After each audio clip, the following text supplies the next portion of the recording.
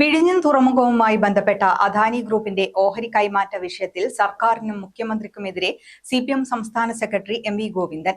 അദാനിയുടെ ഓഹരി കൈമാറ്റത്തെക്കുറിച്ച് പത്രങ്ങളിലൂടെയാണ് അറിഞ്ഞതെന്ന മുഖ്യമന്ത്രിയുടെ വിശദീകരണം സാധാരണക്കാർക്ക് വിശ്വസിക്കാനാകില്ലെന്ന് എം.വി. ഗോവിന്ദൻ പറഞ്ഞു. 25% ഓഹരി കൈമാറ്റത്തിന് സർക്കാർ അനുമതി ആവശ്യമായ സാഹചര്യത്തിൽ ഇതു സംബന്ധിച്ച് അറിയില്ലെന്ന് പറയുന്ന വി.ഡി. സതീശൻ നിലപാട് വ്യക്തമാക്കണമെന്നും അദ്ദേഹം ആവശ്യപ്പെട്ടു.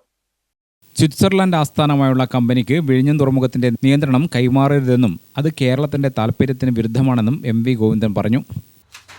13,000 കോടിക്ക് അവരുടെ ഷെയറിൻ്റെ 49% ഗവൺമെൻറ് സമ്മതമില്ലാതെ, അങ്ങനെയാണല്ലോ കാണേണ്ടത്. 25%-ലധികം ഷെയർ കൈമാറുന്നുണ്ടെങ്കിൽ അത് ഗവൺമെൻറ്റിൻ്റെ അംഗീകാരത്തോടുകൂടി മാത്രമേ സാധിക്കുകയുള്ളൂ എന്നുള്ളതാണ് കരാറിലെ വ്യവസ്ഥ.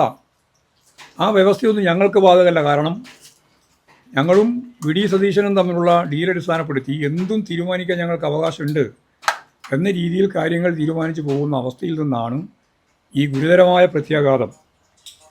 ലോകത്തിലെ ശ്രദ്ധേയമായ എന്ന് മാത്രം പറഞ്ഞാൽ പോരാ, തന്ത്രപ്രധാനമായ ഒരു തുറമുഖം കൂടിയാണ് യഥാർത്ഥത്തിൽ വിഴിഞ്ഞം തുറമുഖം.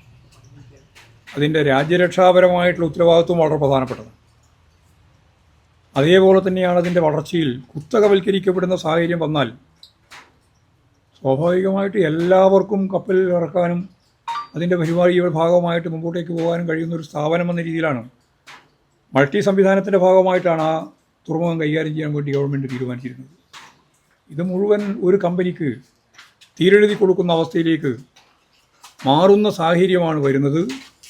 തൊഴിലുറപ്പ് പദ്ധതി 1-ാം UPA സർക്കാരിൻ്റെ പ്രധാന ക്ഷേമ പദ്ധതിയാണ്. തൊഴിലവകാശത്തെ ദുർബലപ്പെടുത്തുന്ന കേന്ദ്ര സർക്കാരിൻ്റെ നടപടികൾ അംഗീകരിക്കാനാവില്ലെന്നും എം.വി. ഗോവിന്ദൻ പറഞ്ഞു.